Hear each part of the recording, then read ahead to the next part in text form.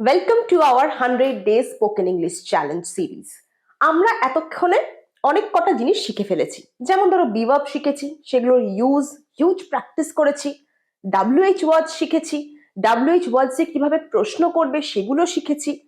প্রশ্নের সাথে সাথে উত্তর কিভাবে করতে হয় সেরকমও সব শিখবো। কিন্তু যারা এগুলো এখনো দেখোনি, যারা আজকে প্রথম দেখছো, তারা একটু পুরোনো ক্লাসগুলো কিন্তু দেখে নাও। আজকে আমরা একটা জিনিস শিখবো যেটা ছাড়া ইংরাজি বলা প্রায় অসম্ভব। সেটা কি? সেটা বোর্ডে লেখা আছে, কিন্তু বোর্ডেরটা বড্ড বেশি গ্রামাটিক্যাল হয়ে যাচ্ছে, শক্ত টার্ম হয়ে যাচ্ছে, অনেকের মাথায় নাও থাকতে পারে। চলো আমরা সহজ করে জিনিসটা বুঝি। ধরো আমি বললাম যে তুমি কবে জন্মেছো। When were you born? তুমি কবে জন্মেছো? আমি ধরো বললাম I was born on 1st January। আবার যদি সাল জানতে চাই, কি বলবো? I was born in 1995। তাহলে আমি একবার অন বলছি, একবার ইন বলছি। আবার ধরো বললাম I will go live on YouTube। এখানে আবার অন বলছি। তাহলে এই যে ওয়ার্ডস গুলো অন, ইন, তারপর ধরো বললাম যে I am standing in front of the camera।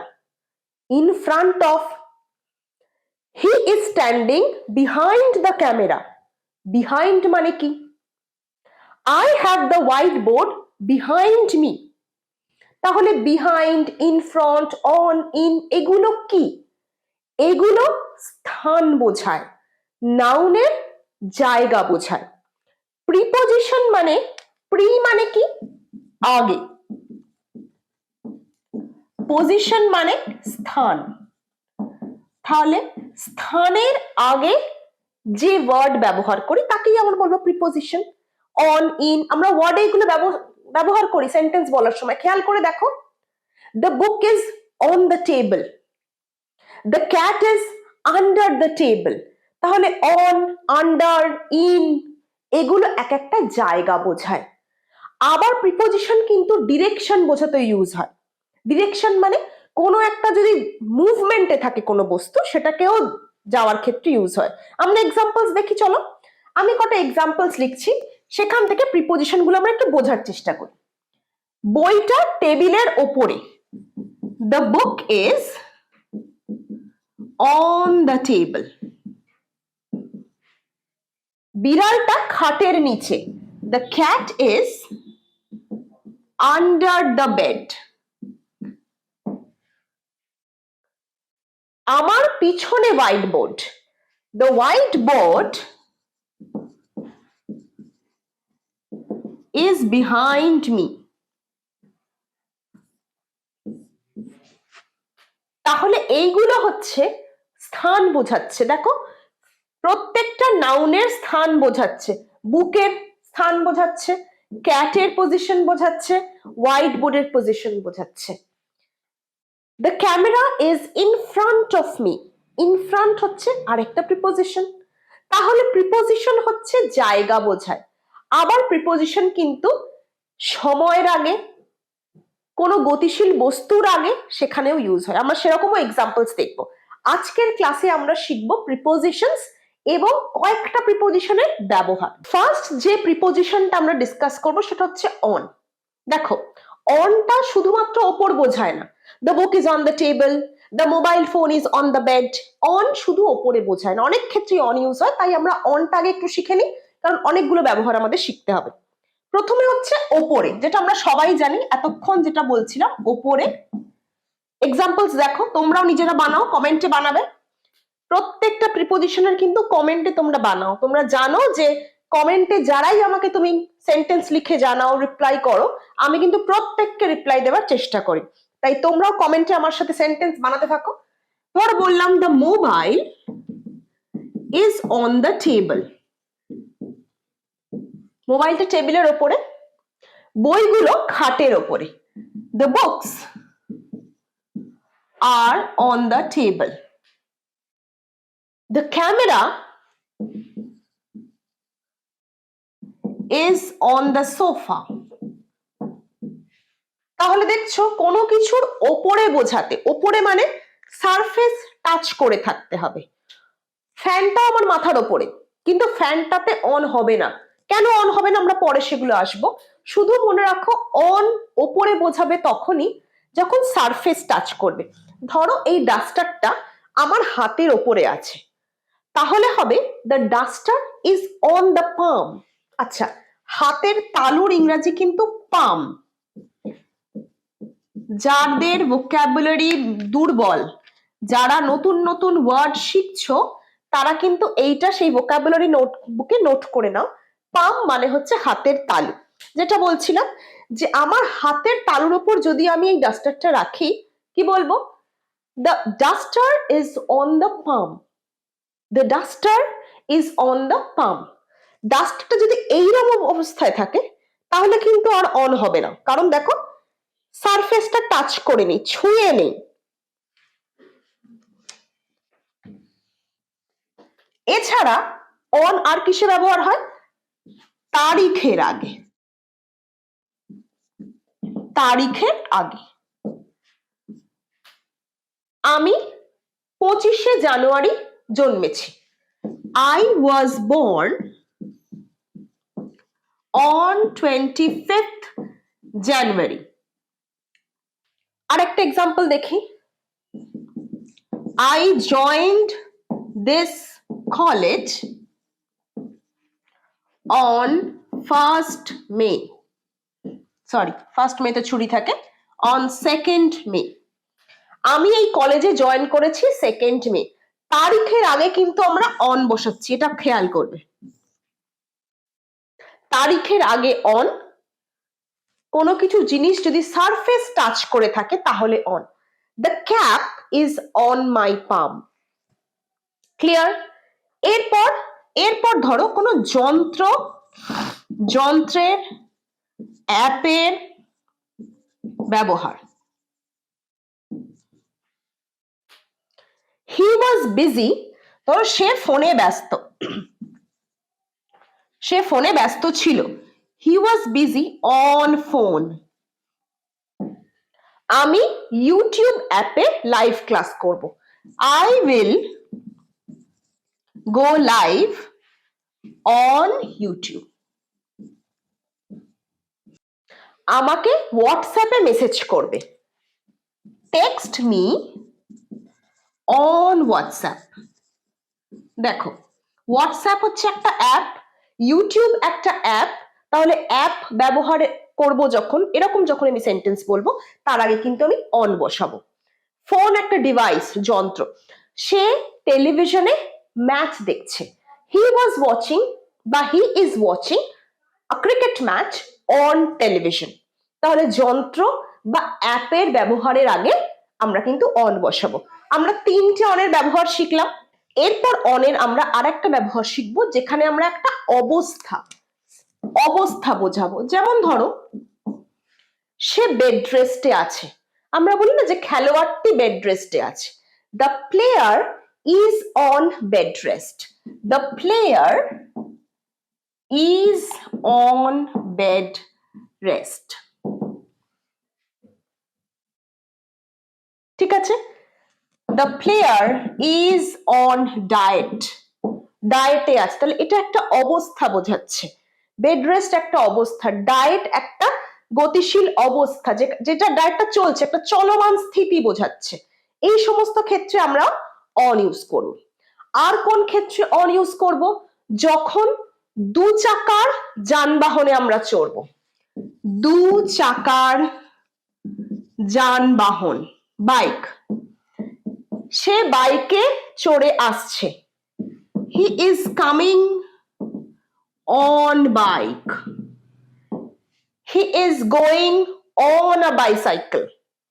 He is coming on a scooter. তাহলে scooter, bicycle, bike, motor bike, এগুলো 2 চাকার। 2 চাকার যানবাহনের আগে আমরা অন লাগাবো। আমরা 5টা ইউজ শিখলাম অনের, তাই তো? যানবাহনের ক্ষেত্রে আরেকটা আমরা অনের ব্যবহার শিখব, সেটা হচ্ছে যে কোনো বড় যানবাহন, 2 চাকার বেশি যেগুলো, তার মধ্যে যদি তুমি হাঁটাচলা করতে পারো, সেই সমস্ত যানবাহনে আমরা অন লাগাবো। যেমন ধরো ট্যাক্সি। ট্যাক্সির মধ্যে কি তুমি হাঁটাচলা করতে পারবে? পারবে না, ট্যাক্সিতে বসে আসতে হবে, সেক্ষেত্রে কিন্তু অন হবে না। কিন্তু ধরো বাসের মধ্যে তো আমরা হেঁটে চলে বেড়াতে পারি, বা ট্রেন, ট্রাম, এগুলোর মধ্যে আমরা হাঁটাচলা করতে পারি। তাহলে যে সমস্ত যানবাহনের মধ্যে আমরা হাঁটাচলা করতে পারবো তার আগেও আমরা অন বসাবো। যানবাহনে হাঁটা চলা করা যায়,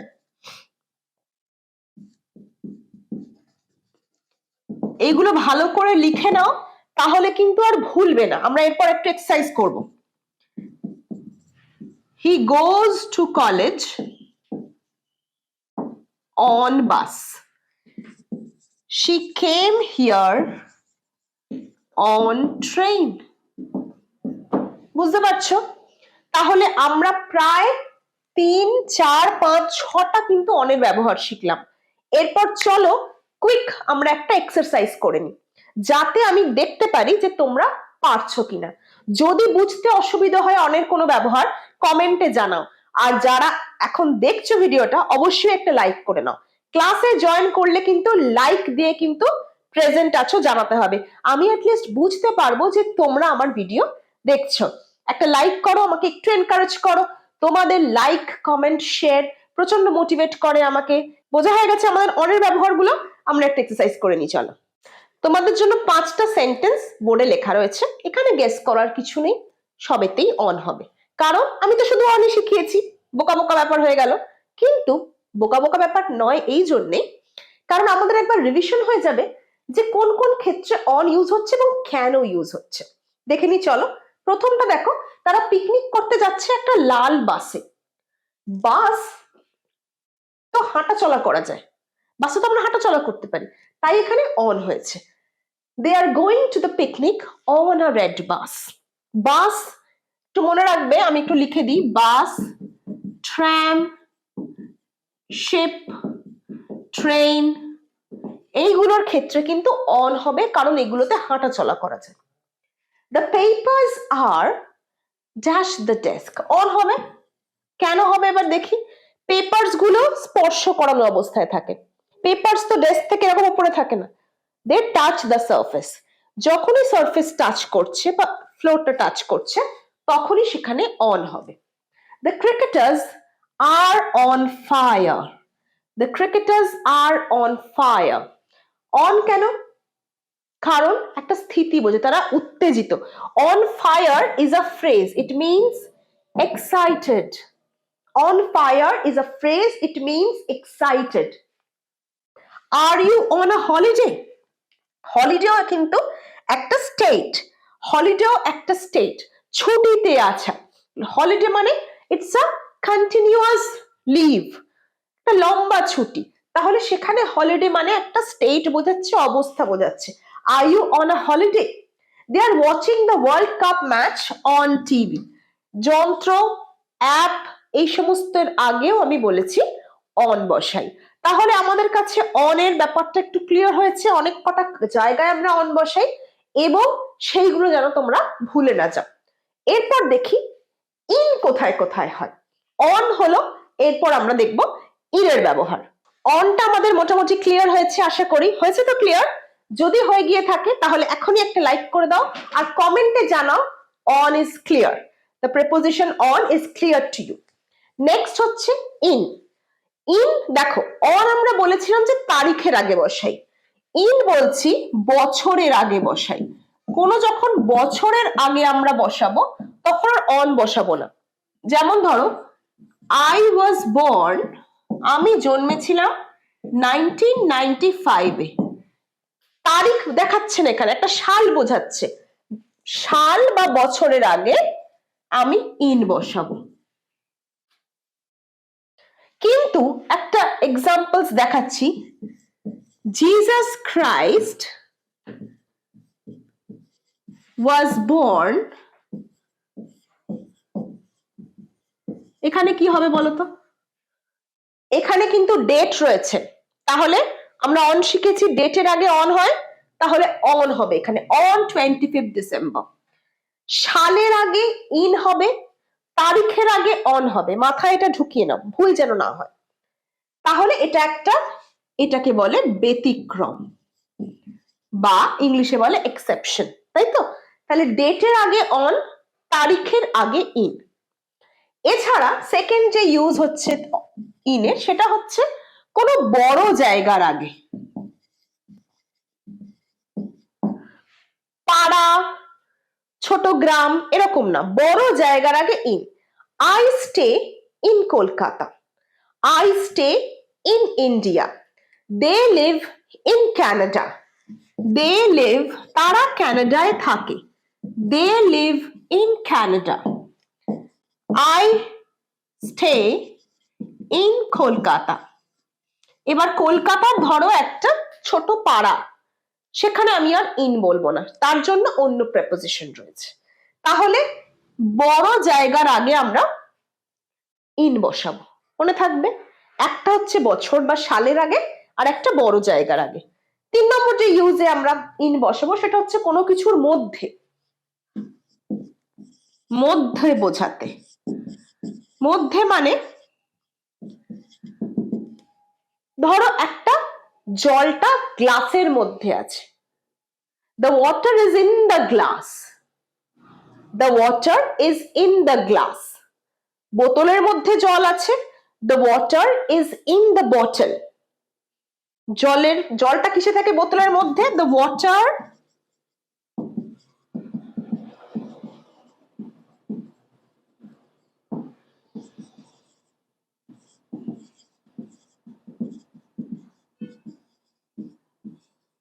দুটো সেন্টেন্স লিখেছি দেখো, the water is in the bottle, the juice is in the glass।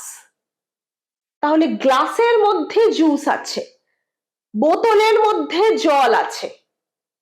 the nuts are in the jar, জারের মধ্যে বাদাম আছে, the nuts are in the jar। তাহলে কোনো কিছুর মধ্যে থাকা অবস্থায়, ভিতরে থাকা অবস্থায় আমরা কি বলবো, ইন। ক্লিয়ার?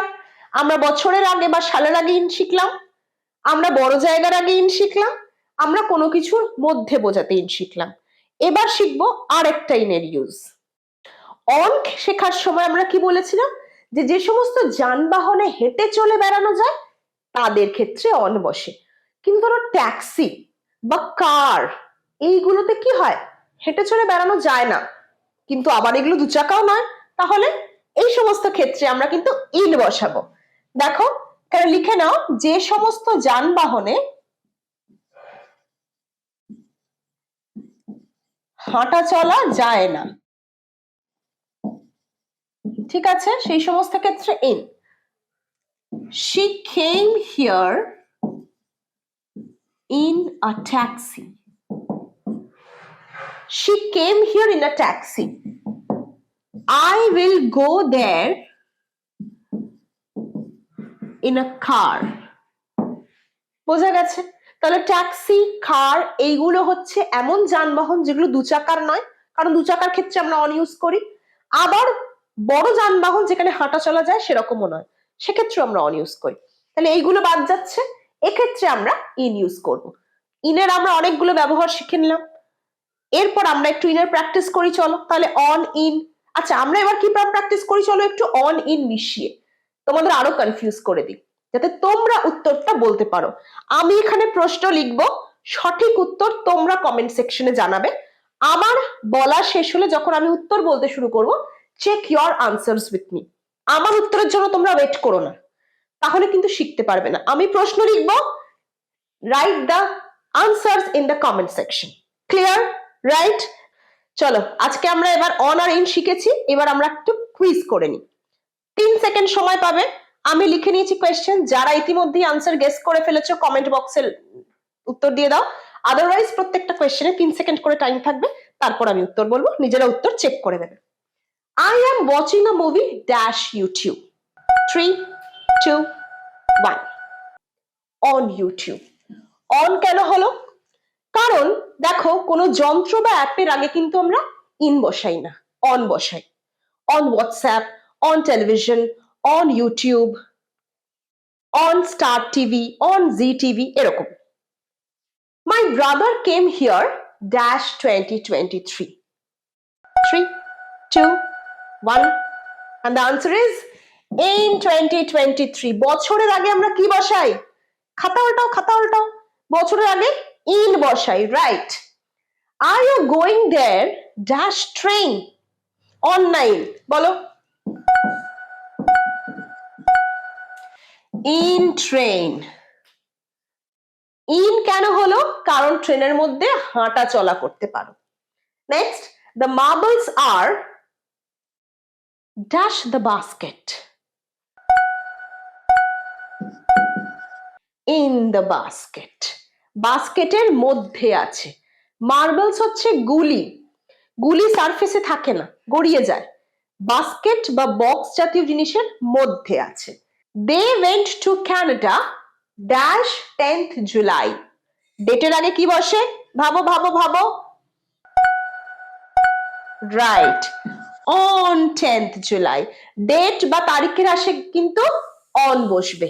ক্লিয়ার? আজকের ভিডিওয়ে অন আর ইনের ব্যবহার শিখলাম। আশা করি এতগুলো এক্সাম্পলস এর মাধ্যমে তোমাদের কিন্তু অন আর ইনের ব্যবহার ক্লিয়ার হয়েছে। ভালো লাগলে লাইক, শেয়ার এন্ড কমেন্ট। আর যারা সাবস্ক্রাইব করোনি সাবস্ক্রাইব করে নাও। দেখা হচ্ছে পরের ভিডিওয়ে।